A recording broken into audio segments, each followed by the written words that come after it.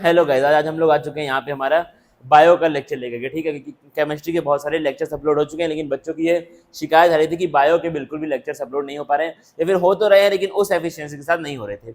हालांकि बायो में बहुत कुछ बाकी नहीं है, केमिस्ट्री में थोड़ा सा सिलेबस बाकी था, इसलिए मुझे लगा कि दोनों के पहले चैप्टर्स को मैं साथ में पूरा करूँ, तो इसलिए मैं केमिस्ट्री के लेक्चर ज़्यादा डाल रहा था, क्योंकि बायो का हमारा 2 लेक्चर में ये पूरा हो जाएगा पूरा का पूरा सिलेबस। ठीक है, 2 से मुश्किल से मान लो 3, अगर बहुत ज़्यादा खींचेंगे तो 3, वरना 2 में हमारा पूरा हो जाएगा।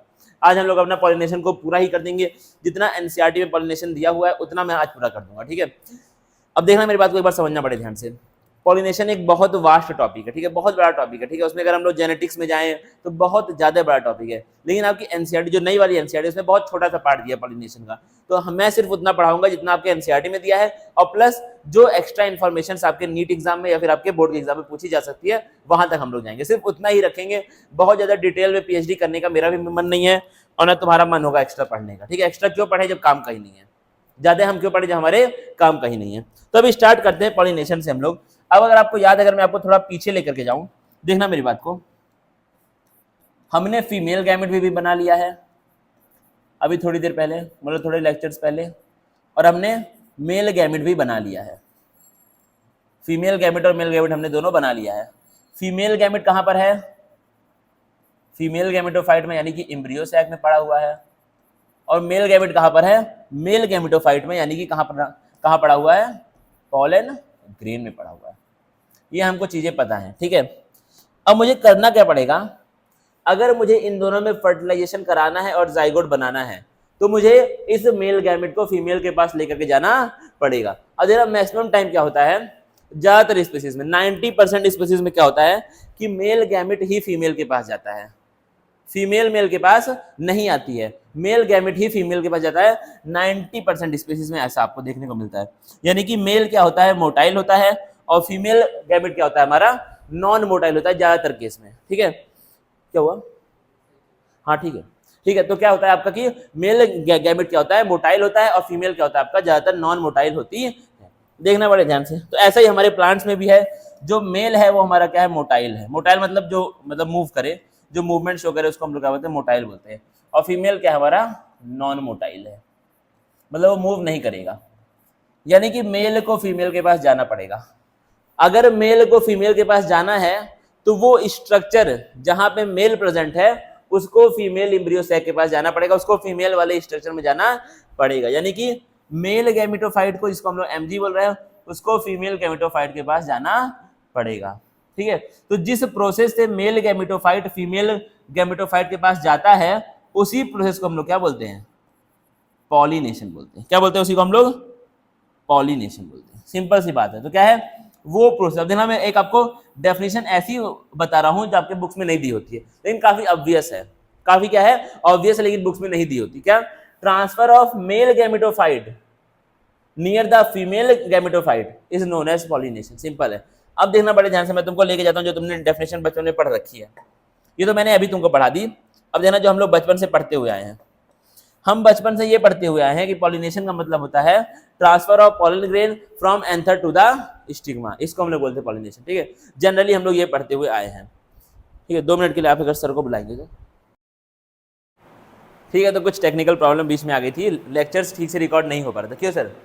रिकॉर्ड हो रहा था, लेकिन वो ठीक से जा नहीं रहा था उस तरीके से। ठीक है, साउंड वगैरह में कुछ दिक्कत आ गई थी। अब यहाँ पे फिलहाल अब चीज़ें ठीक हो चुकी हैं। अब देखना बड़े ध्यान से मेरी बात को। तो क्या होता है, क्या होता है सर? हाँ ठीक है। अब देखना क्या होता है कि जो आप लोग बचपन में पढ़ते हैं पॉलिनेशन का मतलब, वो क्या पढ़ते हैं?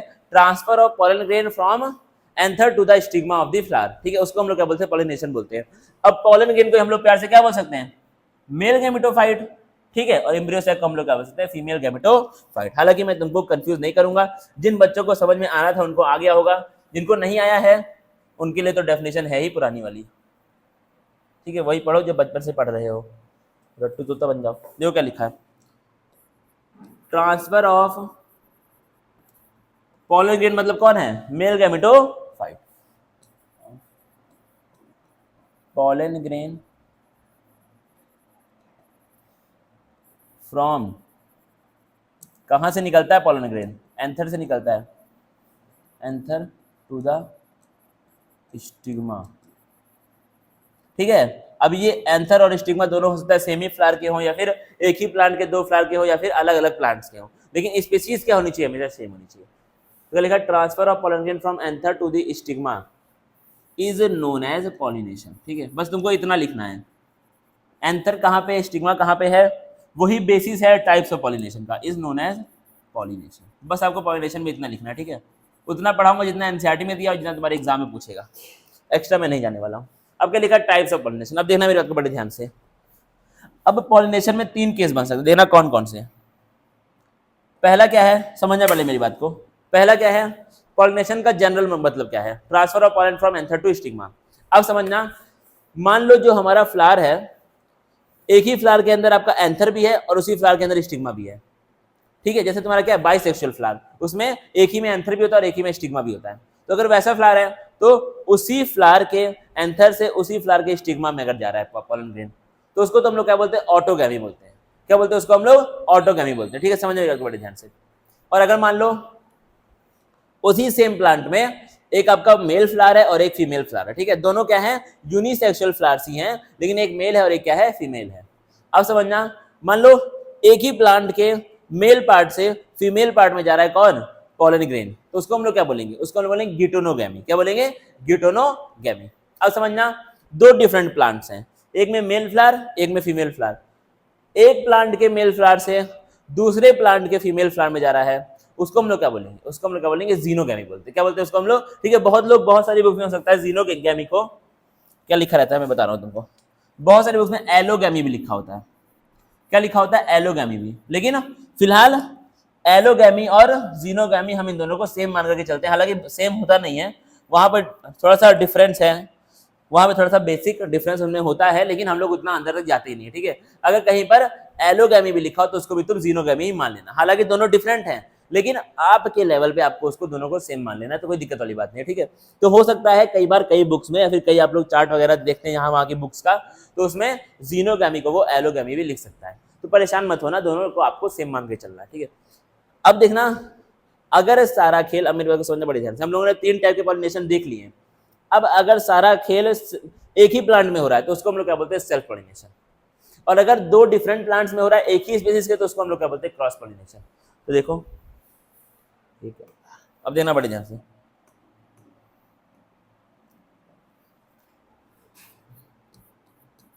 Pollination is of, generally pollination क्या होता है, 2 टाइप का होता है। ठीक है, उस 2 टाइप के अंदर सब टाइप्स हैं। पहला क्या आपका, सेल्फ पॉलिनेशन, थोड़ा सा मोटा करता हूं। पहला क्या आपका, सेल्फ पॉलिनेशन। समझना इसका मतलब क्या है, अगर एक ही प्लांट के अंदर सारा खेल हो रहा है तो उसको तो हम लोग क्या बोलेंगे, सेल्फ पॉलिनेशन। तो क्या लिखा, if the pollination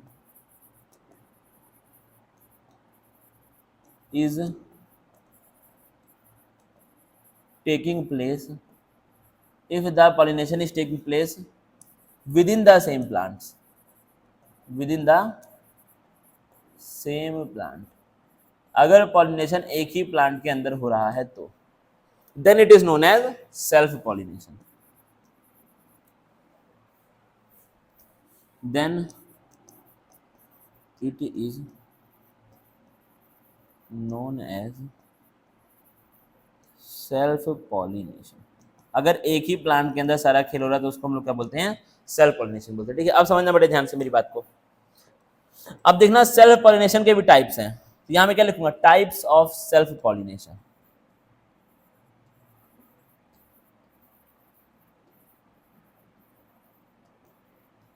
types of self pollination समझना।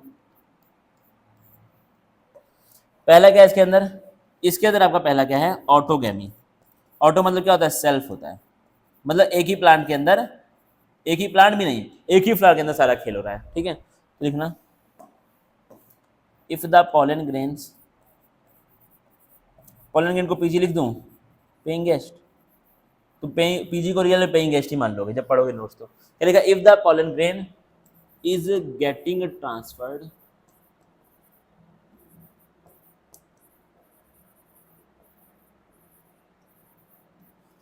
From anther, from anther to stigma,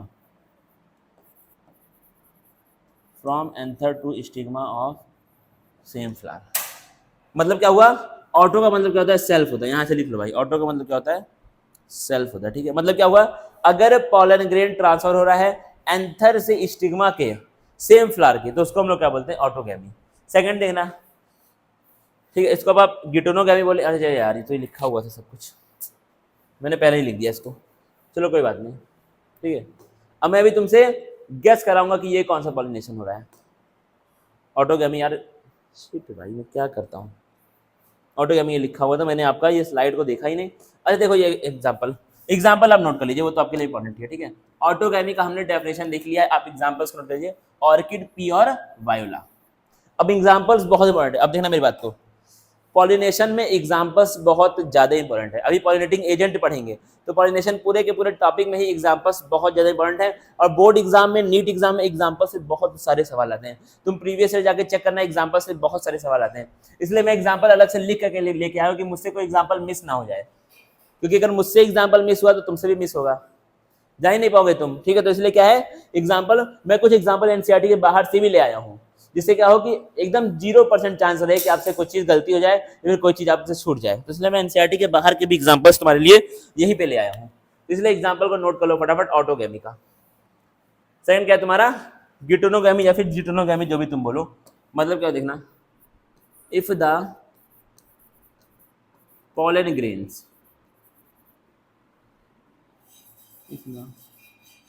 यार if the pollen grains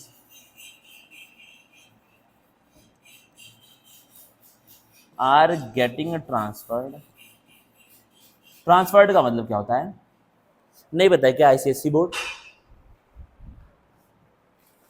ICSC CBSE जो भी हो भाई, सबको पता होता है। थोड़ा पानी पी लो, रुक जा 2 मिनट।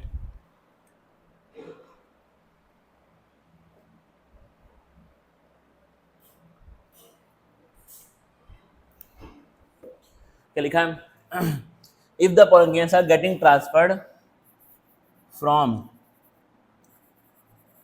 एंथर टू, ठीक है, फ्रॉम एंथर टू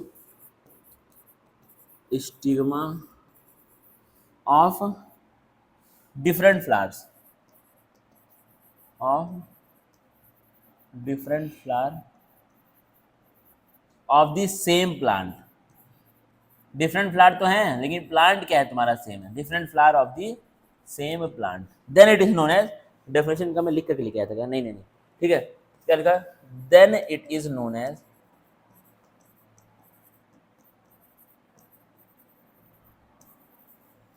क्या हो जाएगा, गिटोनोगैमी, जिटोनोगैमी। मैं दोनों इसीलिए बोल रहा हूँ भाई, कुछ बच्चे होंगे अंग्रेज जिटोनोगैमी बोलेंगे, कुछ गिटोनोगैमी बोलेंगे, क्या था उसको हम लोग क्या बोलते हैं, गिटोनोगैमी बोलते हैं। अब देखना बड़े ध्यान से, क्या तुमने ये दिख लिया, अब इसका एग्जांपल यहाँ पे डाल लो भाई, मेज, मेज मतलब मेज, और क्या गवार, मेज मतलब मेज। अब देखना बड़े ध्यान से, अब क्या है तुम्हारा क्रॉस पोलिनेशन, उसी को हम लोग प्यार से क्या बोलते हैं, जीनोगैमी बोलते हैं। समझना बड़े ध्यान से मेरी बात को, इसमें क्या होगा, इसमें क्या है, पॉलन ग्रेन जा रहा होगा एंथर से स्टिग्मा में, वो तो सबके लिए क्या कॉमन होता है, एंथर से आपका स्टिग्मा में जाएगा ही जाएगा। लेकिन अंतर क्या है, अंतर ये है कि इसके अंदर जो पॉलन ग्रेन जाएगा वो अलग अलग प्लांट्स में जाएगा, मतलब एक प्लांट के फ्लावर से दूसरे प्लांट के फ्लावर में जाएगा। तो लिख लेते हैं भाई, if the pollen grain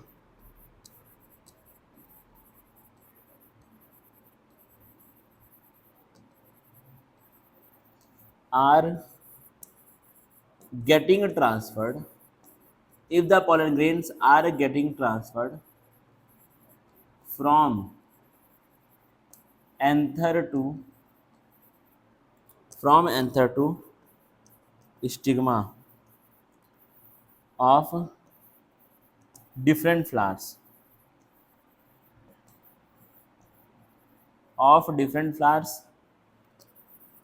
to stigma of different flowers of different plants, या फिर 2 डिफरेंट प्लांट्स लिखो, ज़्यादा सही रहेगा मुझे लगता है। हालांकि वही बात वही पड़ेगी, लेकिन 2 ही होंगे, जाहिर सी बात है, लेकिन लिख लो यार, ऑफ टू डिफरेंट, ठीक है, तो इसी को हम लोग क्या बोलते हैं, then it is known as what. अब नोन एज को ऐसे लिख दूं क्या, ये क्या लिखा हुआ है, then it is known as, ठीक है, जीनोगामी लिखना उसी को क्रॉस पॉलिनेशन ही बोलते हैं, then it is known as xenogamy या फिर क्रॉस पॉलिनेशन, ठीक है। अब मुझे तुम बताओ, हालांकि इसको पहले नोट कर लो, 1 2 का 4 कर लेते हैं जल्दी जल्दी। अब मुझे बताओ कि ये कौन सा पॉलिनेशन है, अब तुम मुझे बताओ, हालांकि यहाँ इसने लिख दिया, अरे यार चलो ठीक है, फिर भी सवाल तुम्हारा सही है। अब मुझे तुमसे बताओ कि ये सेल्फ पॉलिनेशन है, इसने लिख दिया है, कौन सा वाला सेल्फ पॉलिनेशन है, सेल्फ पॉलिनेशन में भी कौन सा वाला है, तुम मुझे बताओगे कौन सा है, ऑटोगैमी, मारो झापड़, कौन सा है, जिटनोगैमी है, क्योंकि क्या है, two different flowers of the same plant. चलो आगे बढ़ जाते हैं, कंपैरिजन टेबल आप खुद बना लेंगे इसको, ठीक है, खुद इसको बनाना एनसीईआरटी पढ़ करके। अब क्या देखना, types of flowers based on exposure of reproductive parts, मतलब क्या है, रिप्रोडक्टिव पार्ट एक्सपोज्ड है या फिर एक्सपोज मतलब बाहर है या फिर अंदर ही है, मतलब दिख नहीं रहा रिप्रोडक्टिव पार्ट, तो उसके बेसिस पे आपके फ्लावर्स क्या होते हैं, दो टाइप के होते हैं। किसी का एक्सपोज होता है, एक्सपोज का मतलब क्या है, एक्सपोज का मतलब ये है कि बाहर है कि नहीं, ठीक है, जैसे मतलब क्या हुआ, अगर मैं तुमको एग्जांपल दूं तो, जैसे मेरे पास यहाँ पे एक ये डिब्बा है, ठीक है, ये आपका किसका है, क्रिएटिन मोनोहाइड्रेट का ये डिब्बा है, ये आपका ऐड मैं नहीं कर रहा हूँ, डिब्बा जो रखा था सामने वही मैंने उठा के ले आया है, समझना मेरी बात को, दिख रहा है ना, क्रिएटिन मोनोहाइड्रेट। चलो देखो बड़े ध्यान से, ये मेरे पास एक डिब्बा है किसका, क्रिएटिन का। अब देखना ये क्या है, बंद है डिब्बा, जब मैं इसको खोलूंगा तो इसके अंदर क्या रखा हुआ है, क्रिएटिन आपका जो भी पाउडर होता है वो रखा हुआ है। जब मैंने इसको बंद किया तो अभी वो पाउडर एक्सपोज नहीं है, जब मैंने खोला तो ये पाउडर अब क्या हो चुका है, बाहर के सराउंडिंग में एक्सपोज हो चुका है, सिंपल बात है। अब कोई दिखेगा तो उसको दिख जाएगा, जब बंद है तो वो नहीं दिखेगा। तो एक्सपोज का मतलब यही होता है कि वो दिख रहा है कोई चीज या फिर नहीं दिख रहा है। और यहाँ पे क्या चीज एक्सपोज, रिप्रोडक्टिव पार्ट, मतलब वो आपका एंड्रोशियम गाइनोशियम ये सब दिख रहा है फ्लावर के अंदर ऐसे देखने में या फिर नहीं दिख रहा है, इसके बेसिस पे समझना मेरी बात को बड़े ध्यान से। अब मतलब क्या है, रिप्रोडक्टिव पार्ट आपके एक्सपोज नहीं है मतलब दिख नहीं रहे हैं, और अगर एक्सपोज है मतलब वो ऐसे आप देखेंगे नॉर्मली तो आपको दिख जाएगा। अब समझना मेरी बात को, पहला क्या है तुम्हारा क्लिस्टोगैमस फ्लावर। अब इसमें एक वर्ड आ रहा है क्लिस्टो, और अगर तुम देखोगे तो ये जो क्लिस्टो वर्ड है, इस क्लिस्टो का मतलब ही क्या होता है, क्लोज्ड होता है, ठीक है, क्लिस्टो का मतलब क्या होता है, क्लोज्ड होता है, मतलब ऐसे फ्लावर जो क्या हो, हमेशा क्लोज्ड रहे, उनके रिप्रोडक्टिव पार्ट एक्सपोज्ड ना हो। तो लिख लेते हैं, these are the flowers, these are the flowers whose reproductive parts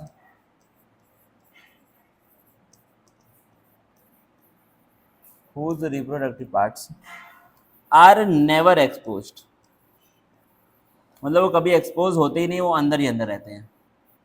अब मुझे बताना, अगर रिप्रोडक्टिव पार्ट अंदर ही अंदर है तो क्या पॉलन ग्रेन बाहर आ पाएगा, नहीं आ पाएगा क्योंकि वो अंदर बंद है। यानी कि जो भी पॉलन ग्रेन का ट्रांसफर होना है वो अंदर ही अंदर होना है, अंदर ही अंदर मतलब सेम फ्लावर के अंदर ही पूरा खेल होगा, और जब पूरा खेल सेम फ्लावर के अंदर होता है तो उसको हम लोग क्या बोलते हैं, ऑटोगैमी बोलते हैं। यानी कि इस तरह के फ्लावर में हमेशा ऑटोगैमी या फिर हमेशा सेल्फ पॉलिनेशन ही होगा। वही चीज यहाँ लिखी, क्या लिखा है, ऑलवेज अंडरगो सेल्फ पॉलिनेशन। तुमसे कोई पूछेगा, मान लो बोर्ड एग्जाम में आ गया सवाल, why cleistogamous flowers always undergo self pollination, तो क्या आप लिख पाएंगे, because these are the flowers whose reproductive parts are never exposed।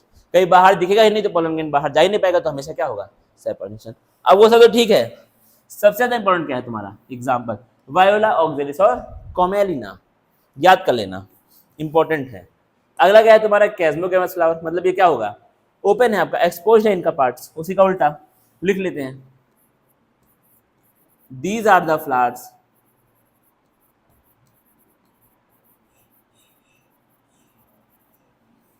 whose reproductive, ठीक है। अब इसके बाद इस चैप्टर में बहुत सारा पोर्शन ऐसा है जो आपको रटना पड़ेगा, ठीक है, जैसे एग्जांपल्स हो गए, डेफिनेशंस हो गई। डेफिनेशन तो हालांकि तुम जान जाओगे ऐसे ही, तुमको मतलब अगर एक दो बार पढ़ लोगे तो याद हो जाएगी, लेकिन कुछ एग्जांपल्स हो गए, ठीक है, कुछ आपके टेक्निक्स हो गए, कुछ प्रोसेस हो गए, वो आपको याद करने पड़ेंगे, ठीक है। तो तैयार रहो कि तुमको इसके बाद इस चैप्टर में बहुत सारा पोर्शन ऐसा आने वाला है जो कि आपको याद करना पड़ेगा, ठीक है। समझ तो लोगे ही, लेकिन कुछ पार्ट्स आपको रटने भी पड़ेंगे, तो तैयार रहना उस चीज के लिए। These are the flowers whose reproductive parts are exposed. मतलब क्या हुआ, अब मैं एक लाइन बोलूंगा, इस तरह के फ्लावर्स में हमेशा क्रॉस पॉलिनेशन होगा। जैसे उसमें सेल्फ होता है, इसमें हमेशा क्रॉस होगा। क्या ये बात सच है? 100% हमेशा क्रॉस ही होगा। क्या ये बात सच है? बिल्कुल सच नहीं है। इनके अंदर सेल्फ भी हो सकता है और क्रॉस भी हो सकता है। समझ में आपको कैसे? हमने पढ़ा क्लिस्टोगैमस फ्लावर, उसके अंदर क्या था, रिप्रोडक्टिव पार्ट्स हमेशा क्लोज्ड है, हमेशा कभी भी एक्सपोज नहीं है, हमेशा अंदर ही अंदर है। तो उनके पास चॉइस ही नहीं है क्रॉस करने की, उनको हमेशा सेल्फ ही करना पड़ेगा। लेकिन अगर क्रॉस वाली बात करें, हम लोग कैस्मोगैमस फ्लावर की बात करें, तो उनका क्या है, पार्ट्स, उनके पार्ट्स एक्सपोज्ड हैं, ठीक है। तो उनके पास चॉइस है कि वो क्रॉस भी कर सकते हैं, लेकिन ऐसा नहीं कि वो सेल्फ नहीं करेंगे, ठीक है। कंफ्यूजन बाद में बच्चों को होती है, बच्चे उसमें सेल्फ मान लेते हैं, इसमें क्रॉस मान लेते हैं। ऐसा नहीं है, इनके पास चॉइस है कि आप क्रॉस भी कर सकते हैं, कुछ नहीं हुआ तो आप सेल्फ भी कर सकते हैं, ठीक है। तो समझना इस बात को, कंफ्यूज बिल्कुल मत होना इस चीज में। एग्जाम्पल इंपॉर्टेंट है, याद कर लेना। आपका सनफ्लावर हो गया, हिबिस्कस और मस्टर्ड। 1 2 का 4 जल्दी से छाप लो और स्क्रीनशॉट ले लो।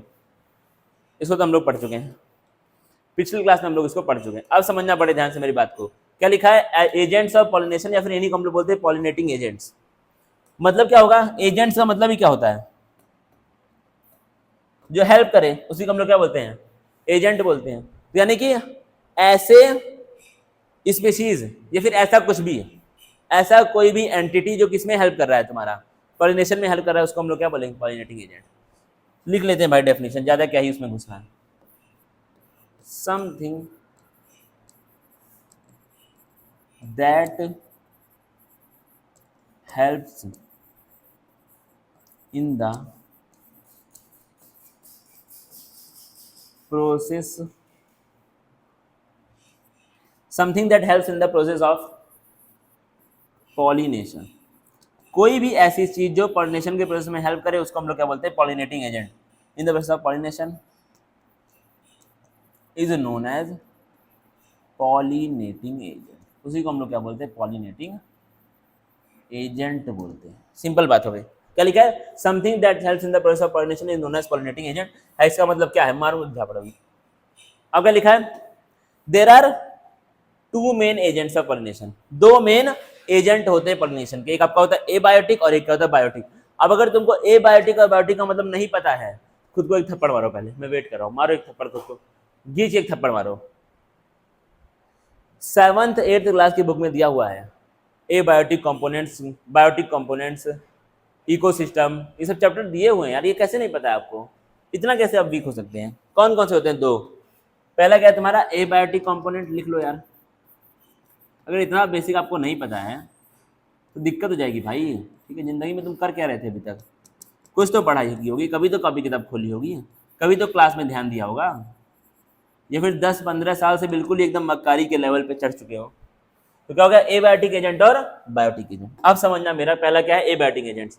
एबायोटिक का मतलब क्या होता है, जो बायोटिक ना हो, मतलब कि जो लिविंग ना हो, यानी कि क्या हो जाएगा, नॉन लिविंग। क्या है, याद रखना भाई इसके बाद से, ठीक है। क्या लिखेंगे यहाँ पे हम लोग, non living components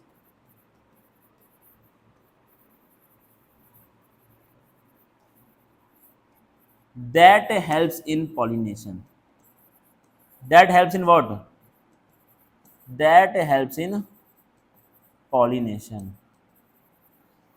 are known as, ये क्या लिखा हुआ है, are known as abiotic agents। abiotic components that helps in pollination are known as abiotic agents। कौन कौन होगा, नॉर्मली आपका वाटर होता है और कौन होता है, एयर होता है, मतलब इसको हम लोग विंड बोलते हैं। यहाँ पर क्या लिखेंगे, विंड एंड वाटर। कौन कौन, wind and water are common abiotic agents, ठीक है। जनरली आपके ये 2 होते हैं, आपके सिलेबस में भी यही 2 है, आर कॉमन एबायोटिक एजेंट्स, ठीक है। विंड और, पढ़ेंगे इनके बारे में भी डिटेल में, भी हम लोग पढ़ने वाले हैं, एनसीईआरटी में भी डिटेल में तुम्हारा दिया हुआ है। कंफ्यूज करना मत, ऐसा पढ़ाऊंगा, कुछ छोड़ने वाला इंसान में हो भी नहीं, सब कुछ पढ़ाऊंगा, ठीक है। तो क्या है तुम्हारा, wind and water are common abiotic agents. अब देखना मेरी बात को बड़े ध्यान से। अब इसके बाद क्या है, कुछ चीजें मैं लिख करके लाया हूँ पहले से, ठीक है। क्यों लाया हूँ लिख करके, क्योंकि इसमें बहुत सारी चीजें हमारे लिखने के लिए हैं। और दिक्कत क्या है, कि अगर हम लोग हर एक चीज़ यहाँ पे लिखेंगे तो उसका कुछ सेंस नहीं बनता है। हम लोग लिखते क्यों हैं कि लिखते लिखते हम लोग समझते भी रहेंगे, ठीक है। अगर आप मेरे साथ लिखेंगे तो आप समझेंगे भी। इसके बाद की जो बातें हैं, जैसे हम लोग बात करें बस खाली पॉलिनेटिंग एजेंट की, उसके बाद तो हम लोग लिखेंगे, कोई दिक्कत वाली बात नहीं।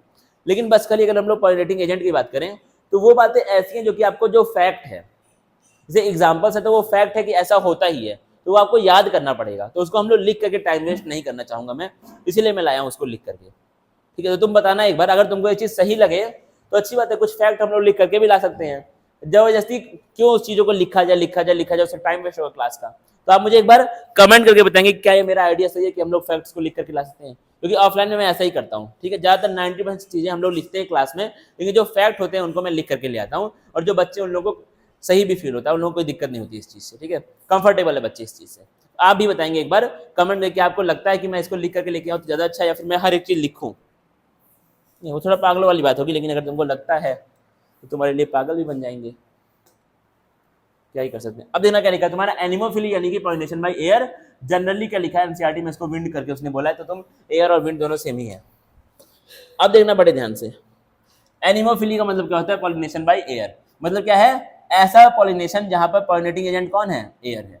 Anemophily refers to the pollination of plants by, समझना ध्यान से, characteristics of pollens and stigma of plants pollinated by air. मतलब क्या है, अगर कोई पॉलिनेशन एयर के द्वारा हो रहा है तो उसका जो पॉलन है वो देखने में कैसा होना चाहिए, उसका स्टिग्मा कैसा होना चाहिए। देखना ध्यान से, फ्लावर्स क्या होते हैं, इसके अंदर स्मॉल होते हैं और usually borne in pendant catkins that sway in the winds to release pollen. मतलब क्या होगा, जो फ्लावर्स है वो छोटे छोटे होते हैं और एक साथ बहुत सारे होते हैं, ठीक है।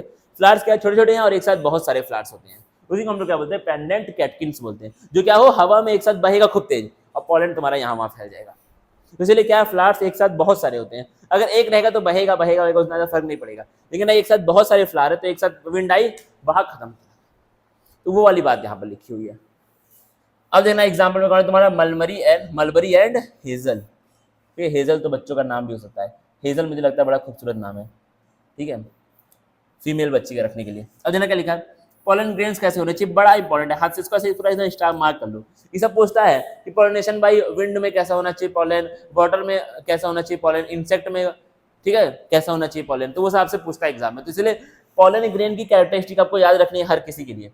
एक तो पॉलन ग्रेन तुम्हारा छोटा हो, स्मॉल हो, जल्दी हवा में उड़ जाएगा, हल्का होगा जल्दी हवा में उड़ जाएगा, लाइट होगा, स्मूथ होगा जल्दी हवा में उड़ जाएगा, जितना सूखा उतना बढ़िया से उड़ेगा, गीला सामान नहीं उड़ेगा क्योंकि गीला सामान भारी हो जाता है, सूखा सामान हल्का रहता है। अब क्या लिखा है, इससे फायदा क्या हो रहा है, this allows them to be carried far by, इससे क्या हो रहा है आपका, वो लोग दूर दूर तक हवा में जा सकते हैं।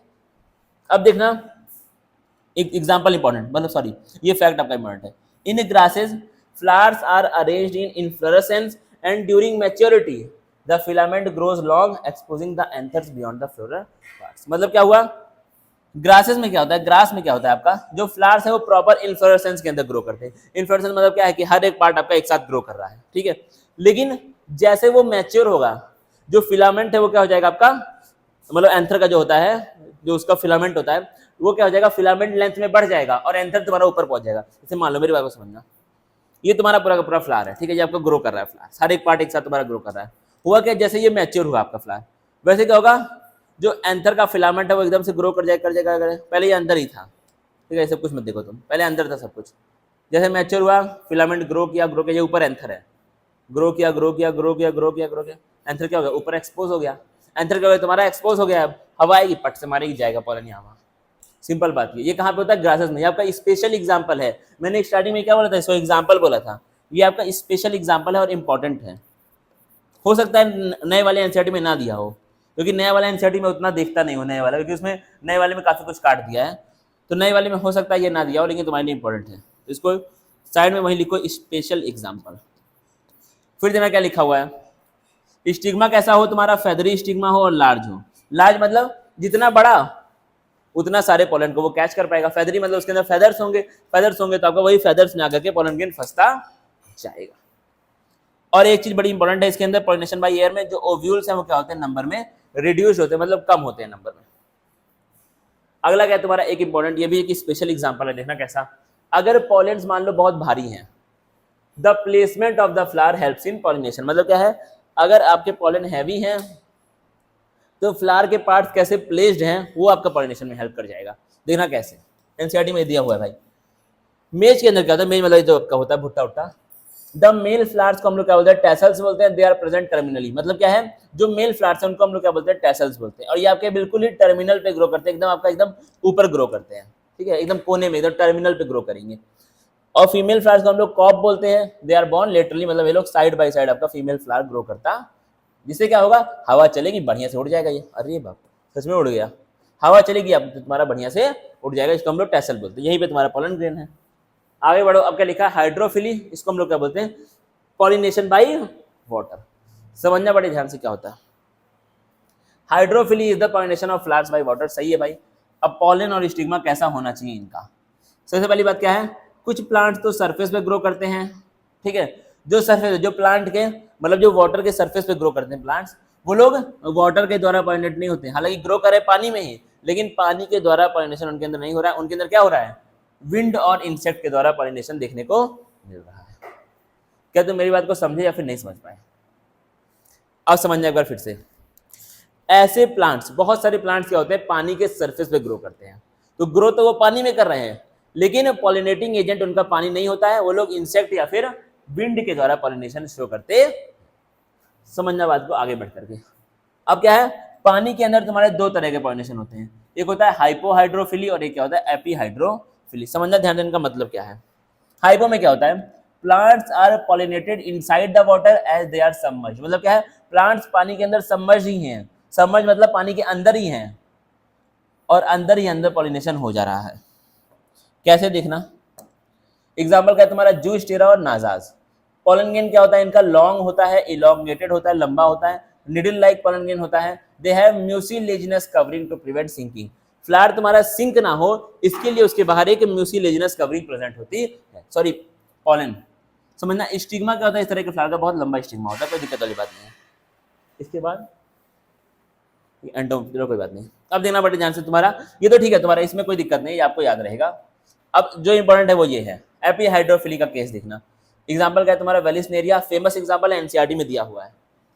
Mail flowers are borne under water, male flower कहाँ पे पैदा होगा, पानी के अंदर पैदा होगा, लेकिन मैच्योरिटी के टाइम मेल फ्लावर तुम्हारा डिटैच जाएगा प्लांट की बॉडी से और सरफेस पे फ्लोट करने लगेगा, सरफेस से वो आपका फ्लोट करने लगेगा, सरफेस पे ही फ्लोट करेगा, ठीक है, बॉडी से निकल करके।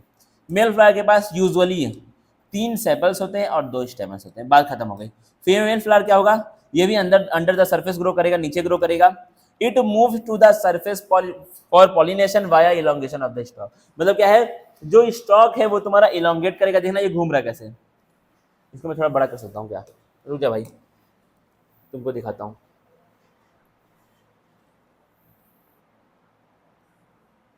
अबे तू, अब देखना, चलो इसको आने भी दो बीच में, कोई दिक्कत नहीं है। बदतमीज बदतमीज, इसको मैं थोड़ा चाहूँगा कि ये, हाँ ठीक है ठीक है, चलो देख, अब देखना बात को, फीमेल फ्लावर को देखना, इलोंगेशन ऐसे टेढ़ा मेढ़ा हो करके फीमेल फ्लावर कहाँ पहुंच जाएगा, बिल्कुल टॉप पे पहुंच जाएगा, बिल्कुल सरफेस पे आपका वो पहुंच जाएगा।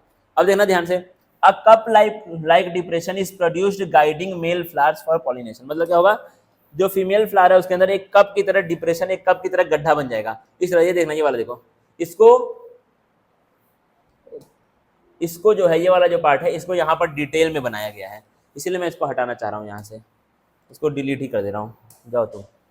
तो क्या है, ये कप लाइक डिप्रेशन, ये जो आपका फीमेल फ्लावर है इतना बड़ा, इसको यहाँ बनाया गया डिटेल में बिल्कुल, ठीक है। तो क्या है, इसके अंदर से एक कप लाइक डिप्रेशन बन जाएगा और इसी डिप्रेशन में ये किसको बुलाएगा, मेल फ्लावर को बुलाएगा पॉलिनेशन के लिए। अब क्या होगा, पॉलिनेशन जब हो गया तो फीमेल फ्लावर का जो स्टॉक है, जो उसका डंडा है टेढ़ा मेढ़ा, ये क्या होगा, कॉन्ट्रैक्ट करेगा, फिर से हो जाएगा साइज में छोटा, और डिवेलपमेंट कहाँ पर होगी, बाकी का जो भी प्रोसेस आपका जो भी डिवेलपमेंट होने वाली है वो अंडर वाटर ही होगी, वो पानी के अंदर ही होगी। तो सिर्फ पॉलिनेशन कहाँ पे हो रहा है, सरफेस पे हो रहा है। तो क्या है, फ्रूट्स कहाँ पे होंगे, सबमर्ज कंडीशन में आपके ये फ्रूट्स जो है वो बनते। सिंपल सी बात है, इसमें कुछ ज्यादा तुम्हारा टफ नहीं है, सबमर्ज्ड कंडीशन में आपके फ्रूट्स बनते हैं, ठीक है। एक बार इसको रीड कर लेना, स्क्रीनशॉट लोगे क्या, क्यों नहीं लोगे, लेना ही चाहिए, ले लो भाई, पहले इसको मिटा देना, रुक जाओ, रुको रुको, इसको यहाँ से हटा दो। अब देखना, ले लो भाई स्क्रीनशॉट, 1 2 का 4, फटाफट आप लेंगे स्क्रीनशॉट, इसका भी ले लो 1 2 का 4, फटाफट इसका भी ले लो, इंपॉर्टेंट है भाई सब, स्पेशल एग्जाम्पल सबसे ज़्यादा इंपॉर्टेंट है, ये तो एनसीईआरटी में भी है 1 2 का 4, सब ले लो।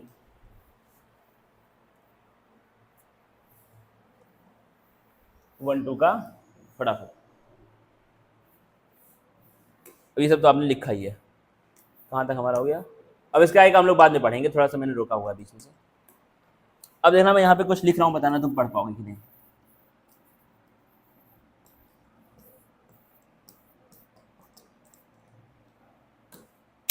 ठीक है, अब क्या है, आज हमारा पॉलिनेटिंग एजेंट का भी आधा पूरा हो चुका है, और पॉलिनेशन तो हमने जो प्राइमरी पार्ट था उसका वो तो हमने पढ़ ही लिया है। अब हम मिलेंगे अगले लेक्चर में, तब तक आप लोग पढ़ाई करते रहे और कमेंट करके जाना। अगर लेक्चर देख रहे हो तो कमेंट भी करके जाओ, बताओ अगर कहीं पे दिक्कत है, और अच्छा है तो भाई अप्रिशिएट करो, जो अच्छा कर रहा है उसको तो अप्रिशिएट करना हमारा फर्ज बनता है। मिलेंगे अगले लेक्चर में, थैंक यू गाइस।